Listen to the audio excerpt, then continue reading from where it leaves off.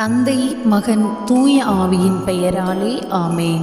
அன்புக்குரியவர்களே, நாம் யோசுவா நூலை முடித்துவிட்டு இப்பொழுது நீதி தலைவர்கள் என்னும் நூலை ஆரம்பிக்க இருக்கிறோம். நீதி தலைவர்களின் முன்னுரை. நீதி தலைவர்கள் என்னும் இந்நூல் இஸ்ரவேலர் கானான் நாட்டை கைப்பற்றியதற்கும் அவர்களிடையே முடியாட்சி தொடங்கியதற்கும் இடைப்பட்ட காலத்தை பற்றியதாகும்.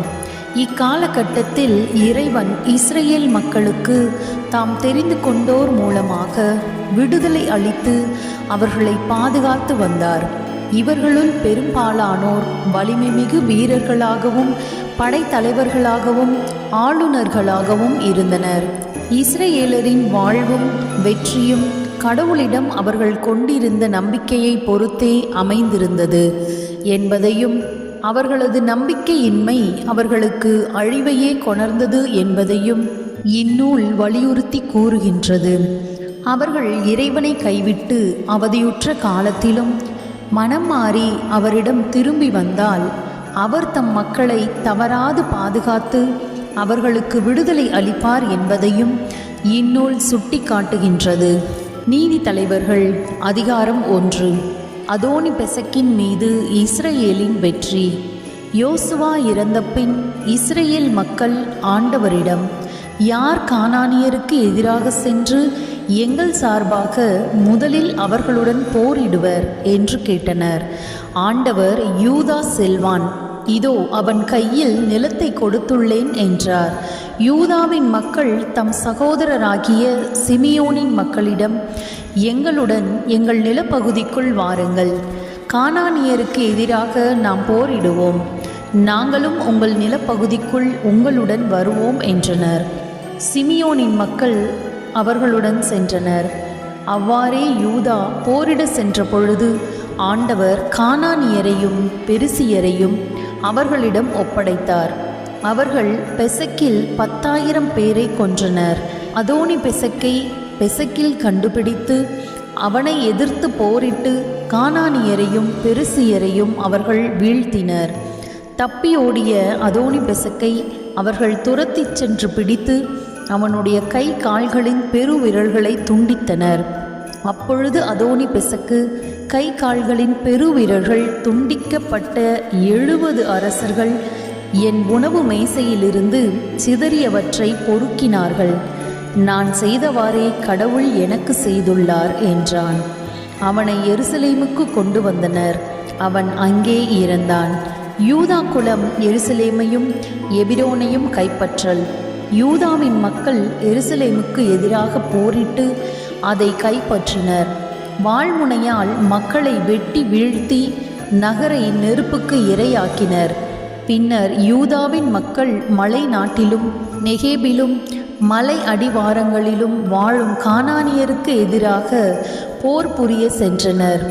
யூதாவின் மக்கள் கிரியத்து அர்பா என்று முன்னர் அழைக்கப்பட்ட எபிரோனில் வாழ்ந்த கானானியருக்கு எதிராக சென்றனர் என்பதாகும். அவர்கள் சேசாய், அகிமான், தல்மாய் இனங்களை தோற்கடித்தனர். ஒத்னியேல் தெபீர் நகரை கைப்பற்றல். அங்கிருந்து தெபீர் வாழ் மக்களுக்கு எதிராக சென்றனர். தெபீரின் முன்னாள் பெயர் கிரியத்து சேபர் என்பதாகும். காலேபு கிரியத்து சேபேரை தாக்கி கைப்பற்றுபவருக்கு என் மகள் அக்சாவை மனைவியாக அளிப்பேன் என்றார். காலேபின் இளைய சகோதரனும் கெனாசின் மகனுமாகிய ஒத்னியேல் அதை கைப்பற்றினார். எனவே காலேபு அவருக்கு தம் மகள் அக்சாவை மனைவியாக அளித்தார். அவள் வந்தபோது அவளுடைய தந்தையிடமிருந்து ஒரு நிலம் கேட்குமாறு அவர் அவளை தூண்டினார். எனவே அவள் கழுதையை விட்டு இறங்கிய போது காலேபு அவளிடம், உனக்கு என்ன வேண்டும் என்று அவளை கேட்டார். அவள் அவரிடம், எனக்கு நீர் ஓர் அன்பளிப்பு தர வேண்டும், எனக்கு வறண்ட நிலத்தை தான் கொடுத்துள்ளீர், எனக்கு நீரூற்றுகளையும் தாரும் என்றாள். எனவே காலேபு அவளுக்கு மேல் ஊற்றுகளையும் கீழ் ஊற்றுகளையும் கொடுத்தார். யூதா பென்யமின் குலத்தாரின் வெற்றிகள். மோசேயின் மாமனாரின் மக்களாகிய கேனியர் பேரிச்சை நகரிலிருந்து யூதா மக்களுடன் யூதா பாலை நிலத்திற்கு சென்றனர். அது ஆராத்துக்கு தெற்கே உள்ளது. அவர்கள் அங்கு சென்று அங்கிருந்த மக்களுடன் வாழ்ந்தனர். யூதாவின் மக்கள் தம் சகோதரர் சிமியோனின் மக்களுடன் சென்றனர். அவர்கள் செப்பாத்தில் வாழும் கானானியரை கொன்று அந்நகரை முற்றிலும் அழித்தனர். நகரின் பெயரை ஓர்மா என்று அழைத்தனர்.